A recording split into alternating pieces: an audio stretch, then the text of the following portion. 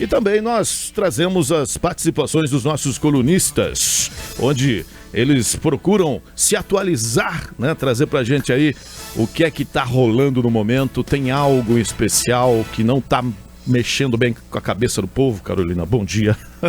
Bom dia, Marquinhos. Bom dia, Jean. Bom dia, ouvintes. Tudo bem com vocês? Tudo, graças a Deus. Que bom. A última vez que eu estive aqui, eu falei um pouquinho sobre o Parkinson, né? Que é uma doença que ela é crônica e degenerativa. E hoje eu trouxe, e por conta do Fevereiro Roxo, né? E o roxo e laranja. E hoje eu vou falar um pouquinho novamente sobre uma doença que também é crônica e degenerativa. Vou falar sobre o Alzheimer. E vou tentar pincelar a fibromialgia se der tempo. Se não der tempo, a fibromialgia fica para um outro dia. Vamos ver como é que vai ser, porque o Alzheimer é bem complicado. Tem bastante coisa pra gente falar sobre o Alzheimer, né? Então, assim, eu acho que complexo. É complexo, exatamente. Tem muitas doenças acontecendo também ao mesmo tempo que as pessoas ficam até perdidas nos diagnósticos, né? Exatamente. Muitos diagnósticos, eles acabam se confundindo, né? As pessoas não têm muita certeza. O Alzheimer, geralmente a gente quando faz o diagnóstico, a gente já está numa fase em que a gente já tem um prejuízo maior, cognitivo maior, né? Então, assim, a gente sabe que 10 a 15 anos antes dos sintomas aparecerem, a gente já consegue observar algumas alterações no cérebro. Essas alterações, elas estão associadas a um acúmulo de proteína. Eu falei sobre o Parkinson também, eu falei sobre acúmulos de proteína e no Alzheimer também. Então eu tenho a proteína tal e a proteína, ai meu Deus, beta alguma coisa, beta-amilose, não vou lembrar agora, gente. A gente também não lembra depois, mesmo falando, né, muita informação. Exatamente, eu não vou lembrar. São duas proteínas, Sim. Eu sei que altera a parte interna, é a proteína tal. E o acúmulo dessas proteínas... Beta-amiloide, é isso? Beta-amiloide. Eu acho que é isso. Alguma coisa. Proteína tal e beta-amiloide. Isso, beta-amiloide, é isso mesmo. Essas proteínas, elas se acumulam dentro e fora do neurônio. E aí, quando eu tenho essas alterações, quando eu tenho esse acúmulo, o que acontece? É como se eu tivesse uma casa suja, né? Então, assim, eu não consigo ocupar aqueles cômodos, né? Então, perde a funcionalidade. A mesma coisa acontece com os neurônios. Eles vão perdendo as funções e, pior, né? Eles vão morrendo. Essa morte desses neurônios, ela vai provocando como se fosse um processo inflamatório crônico no cérebro. E aí eu vou tendo as alterações que eu percebo que são as alterações cognitivas, comportamentais, né? E por que essas alterações acontecem? Esse acúmulo de proteína, ele geralmente começa no hipocampo, na amígdala e no córtex. Então, assim, quando a gente afeta o hipocampo, a gente tem prejuízo de memória. Quando afeta a amígdala e o córtex, eu tenho prejuízo de personalidade, de controle emocional, eu tenho prejuízo na parte de funções executivas, então eu tenho dificuldade com planejamento, e aquilo que era fácil de fazer antes, começa a ficar mais complexo e às vezes até impossível de ser realizado, né? Não sei se vocês sabem, mas o primeiro caso de Alzheimer, né, ele foi diagnosticado em 1906, após a morte de uma mulher, na verdade, de 51 anos. Ela começou super cedo no caso dela. Ela, com 51 anos, ela foi internada. Mas em 1900, quando vivia até 51, já era idoso. Né? Foi em 1901. Ela foi internada num hospital psiquiátrico porque ela começou a apresentar uns comportamentos assim de esquecimento, de esconder as coisas, né? Ela começou a ter algumas alterações, o marido foi e internou. Aí o médico, que era ela chamava August Deter. E um médico, que é o Aloysius, que fala, Alzheimer, ele começou a acompanhar o caso, e aí com 5 anos que ela estava internada, ela faleceu, e aí ele foi examinar esse cérebro, né? E ao olhar no microscópio, ele percebeu que esse cérebro ele tinha alterações, ele tinha alguns emaranhados, algumas placas, né? Que são essas placas que hoje em dia a gente conhece, que se depositam nesses espaços que eu acabei de falar para você, né? Inicialmente no hipocampo, na amígdala e no córtex, e depois vai se generalizando, até chegar a um ponto em que eu tenho prejuízos, por exemplo, no cerebelo, que é uma área que tem um controle de funções vitais, né? Então, por isso que a gente observa algumas queixas como perda urinária, né? Então, tudo isso está associado ao avanço da doença, né? Tem uma coisa que eu acho que é legal, né? A gente fala assim, dá uma sensação de que, nossa, é terrível, né? Mas a gente sabe, por exemplo, que tem uma hipótese que chama hipótese de reserva cognitiva, que ajuda muito, né? E que está relacionada com o quê? Com a estimulação do cérebro. Então, pessoas que aprendem novas línguas, que aprendem coisas novas, que estão em contato com outras pessoas, a gente percebe que mesmo que elas tenham uma propensão genética, elas demoram mais ou até mesmo não manifestam a doença. A demência é a mesma coisa que o Alzheimer ou são doenças diferentes? A demência é um conjunto, são as demências. Né? Tem várias doenças que fazem parte das demências, dentre elas a demência por Alzheimer. Entendi. Entendeu? É um tipo de demência. É porque o Alzheimer, você falou desde 1900 e... Desde 1901 começou, a moça foi internada. Em 1906 ele fez as observações, né? Que foi quando ela faleceu. Parece que o Alzheimer começou a falar esse nome há pouco tempo. Há pouco tempo, assim, uns 20 anos atrás, uns 15, não é? É que assim... ele começou a ganhar destaque, né? Então, assim, foi observado lá em 1906, mas aí...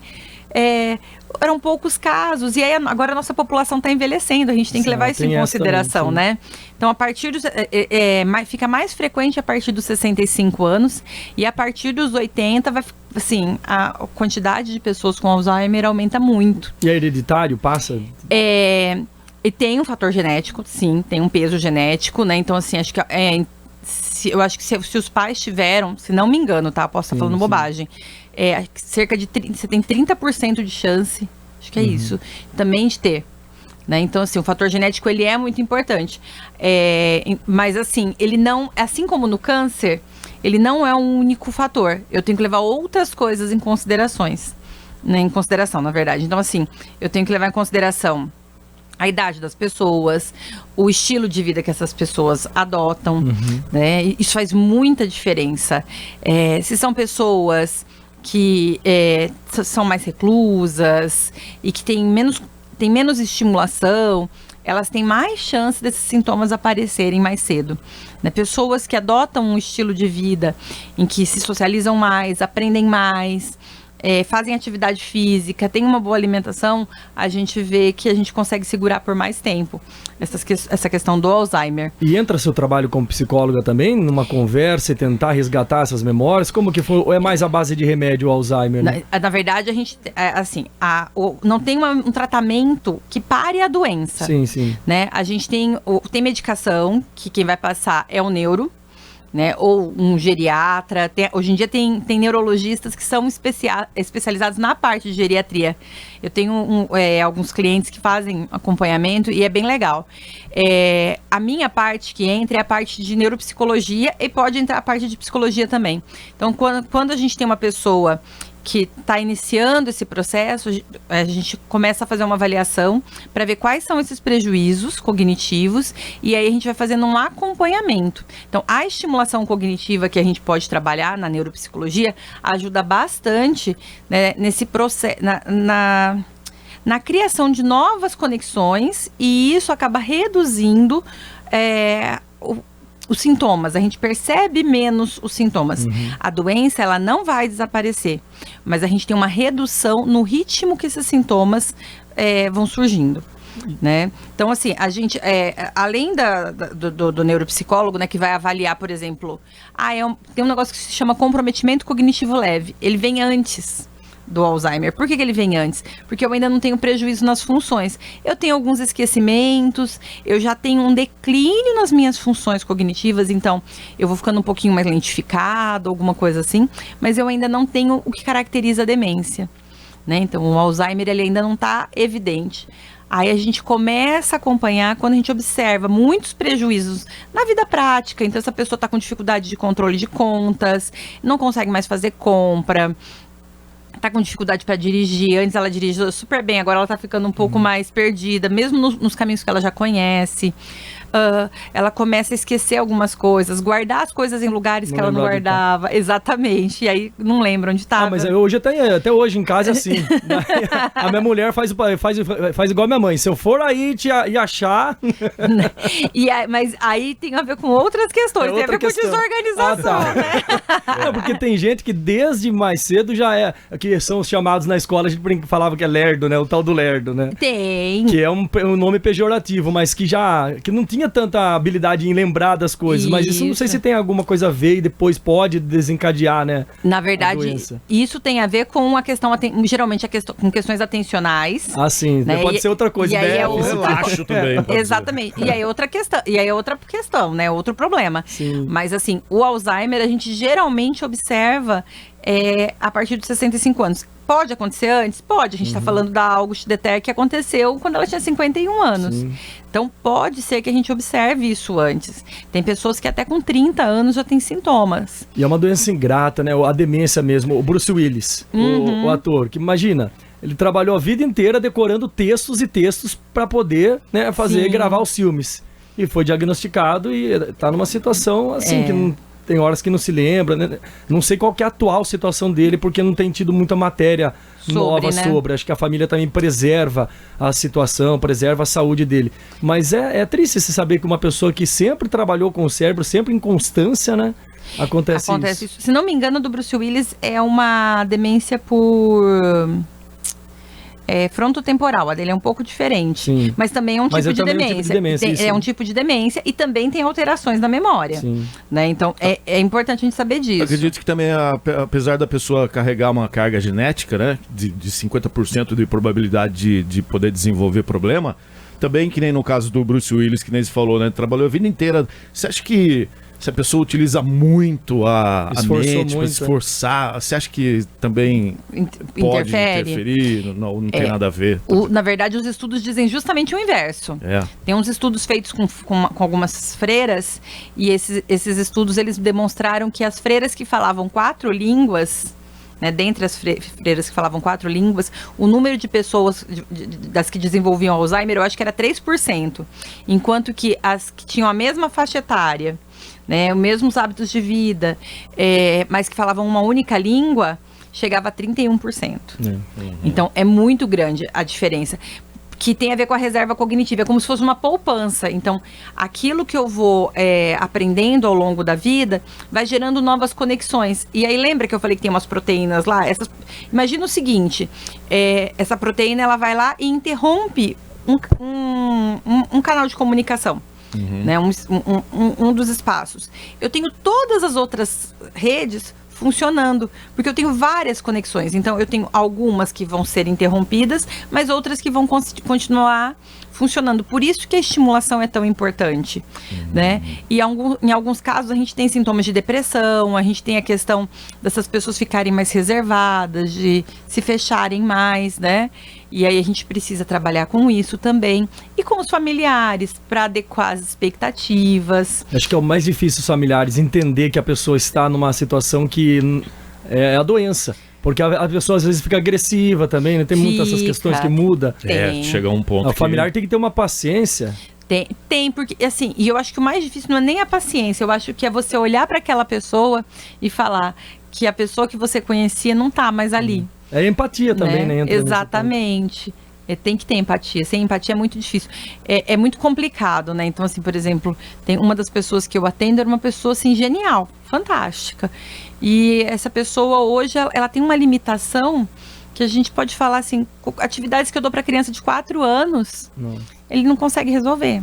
Eu conheço alguém também que convivi, que era totalmente ativa, você não dava a idade que ela tinha pela correria, depois, em fração de poucos meses, percebeu. Foi, né, mudando o comportamento até que foi diagnosticado, não foi, eu acho que o Alzheimer, mas a questão da demência. Mas enfim, é muito rápido, é uma doença muito ingrata. Eu acho que assim, é muito rápido e é importante a gente saber que tem fases, né? Então, assim, tem a fase inicial em que eu tenho esses esquecimentozinhos pequenininhos, os lapsos, né? É uma dificuldade para encontrar palavras e nomes, e aí a pessoa fica, como é mesmo? E Carol, para aí que eu já tô assim, Carol. Agora eu comecei a ficar preocupado. Eu às vezes não acho as palavras, mas isso faz 20 anos. Ai, Jesus. Às vezes eu quero falar a palavra, daí eu não encontro, às vezes palavras simples. Mas ansiedade pode trazer então pode ser isso, pode ser ansiedade. Né? Tem várias coisas que podem ser, mas assim... Imagina se você fosse desbloqueado, então. Imagina se isso aqui fosse desbloqueado. O que ia soltar no ar? O que ia sobrar, né? Se já esquecendo palavras, solta umas coisas, imagina então. Imagina se não, né? Se fosse seguir melhor continuar solto. assim, né? E aí, com o passar... Então, eu tenho uma irritabilidade maior, né? Então, alterações de humor e tal. Aí, quando a gente vem pra fase intermediária, que é a moderada, essa dura mais tempo. E nessa fase, aí a pessoa já começa a depender um pouco mais do outro, porque ela já perdeu bastante as funcionalidades. Né? Então ela precisa, por exemplo, de alguém que ajude na organização, que lembre dos compromissos, que leve, que busque. Ela já muitas vezes ela não lembra de nome, já tem mais dificuldade para lembrar fatos recentes. É quase impossível. E sabe o que eu acho, assim, uma observação que eu tenho, às vezes a gente tem a oportunidade de se deparar com problemas como esse, né? Como que, ao mesmo tempo que a pessoa tá bem ali naquele momento, ela tá conversando com você normalmente, falando tudo certinho, de repente ela vai num outro mundo. Assim, né? Muito rápido. A gente acha que tá tudo bem, porque muitas vezes essas pessoas se prendem a coisas que elas conseguem dominar. Então a gente começa a ouvir um discurso, principalmente, que tá mais voltado pro passado. Né? Então aí a gente acha que tá tudo ok. Né? Mas nossa, ela lembra. Né? Tá tudo bem. Não. Né? Pergunta o que ela almoçou. Ah, sim. Entendeu? E aí é uma das confusões que às vezes as pessoas fazem. Nossa, mas parece que tá tão bem. Não, mas porque ela lembra de coisas que ela viveu e tá ainda em algum ponto guardada. Exatamente, porque a primeira memória que é afetada é a memória recente. Né? A memória do passado ela vai ser afetada lá nas fases do moderado para a fase final, né? A fase avançada. Então, aí que a gente vai conseguir realmente olhar e falar, nossa, é sério. Aqui é sério. Porque aí você vai ver essa pessoa que fazia um monte de coisa, já não conseguindo fazer nada. Quando chega na fase final, essa pessoa já perdeu movimento, essa pessoa já perdeu o controle urinário, ela às vezes está com dificuldade para engolir, e aí às vezes vai precisar ser alimentada por sonda. Então, assim, é mais fácil essas pessoas morrerem por complicações, por exemplo, uma infecção, algo do tipo, do que realmente pela doença de Alzheimer. Né? Isso é muito triste.